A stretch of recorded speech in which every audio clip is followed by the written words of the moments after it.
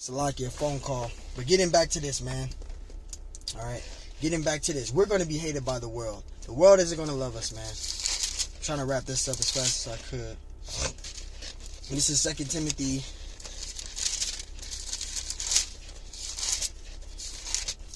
2 Timothy 2 and 3. 2 Timothy 2 and 3.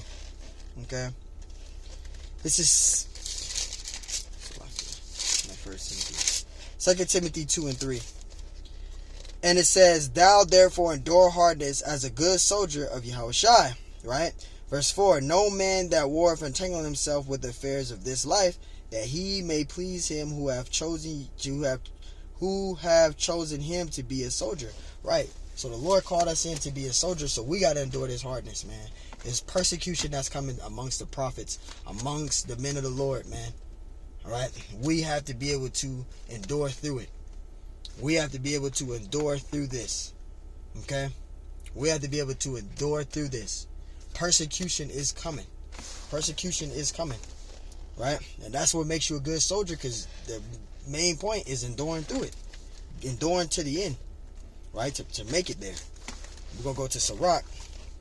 Wrap this up really quick. Salakia. Try to get to the main point of this.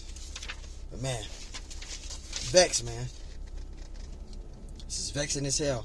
This is Sirach 2 and 1. It says, "My son, if thou come to serve the Lord, prepare thy soul for temptation." So these are the temptations that's going to come.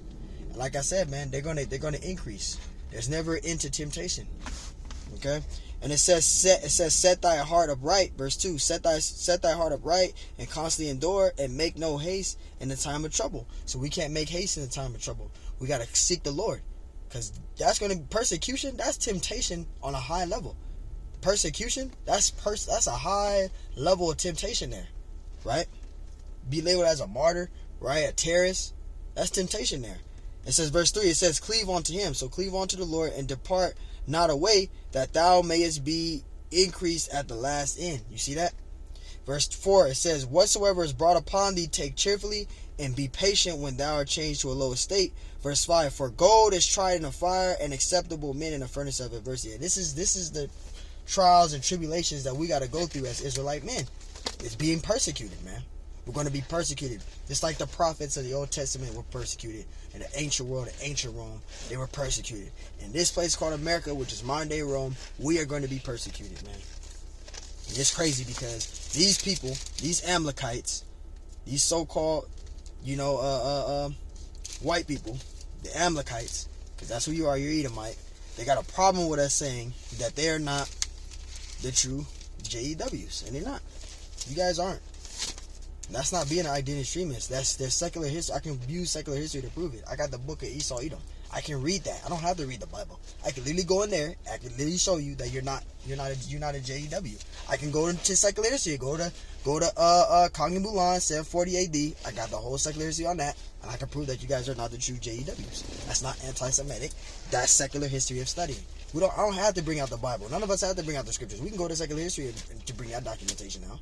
That's not hard to bring out. Let's get out that Amos 8 and 11. And then we're just going to do this in Salakia, brothers. Make this kind of quick because I got to head out to this plantation.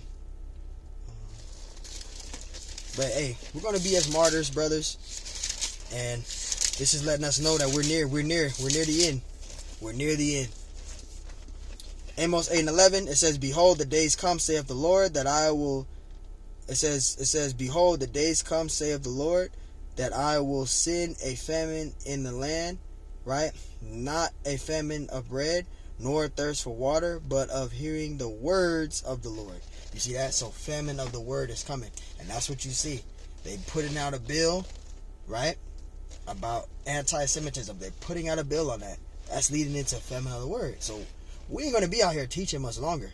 And this is why we say, so you brothers out there, you've been in the truth almost a year, 6 months to almost a year, over a year. You should be doing lessons already. I don't even give a damn if it's salvation. You doing salvation every damn day. You getting something in. Doesn't matter if you get views. Doesn't matter how many subscribers you're out. You are working out your own salvation to get the works in. You don't have much time left. You don't. Amos 8 and 12. And they shall wander from sea to sea, and from the north even unto the east. They shall run to and fro to seek the word of the Lord and shall not find it. And this is the time that we're coming into, where the prophets is not going to be on the streets due to persecution. Okay?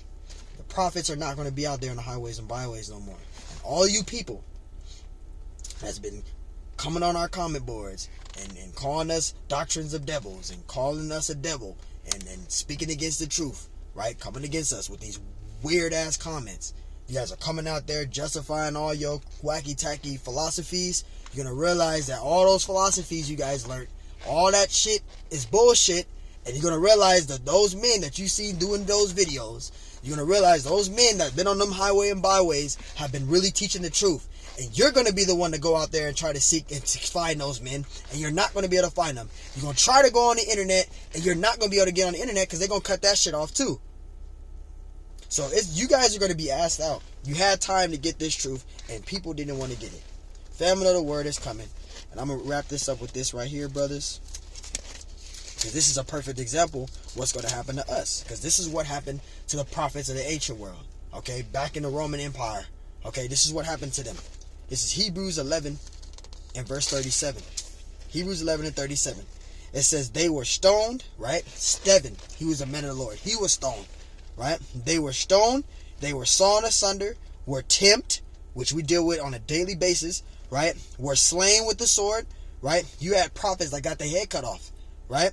It says they wandered about in sheepskins and goat skins, being destituted, afflicted, and tormented. And that's what's coming for the men of the Lord. We go through that on a low level, but it's going to be increased on a high level, and we're going to be going through that. We're going to be going through those things. The prophets of the ancient world went through it, and we're going to be going through those things. So all we can do at this moment is to teach until they bring that out, until our Apostle Har say, hey brothers, we had a good run, and that's it. No more going out there in camp. Once that comes out, ain't going to be no more teaching. Ain't going to be no more getting this truth.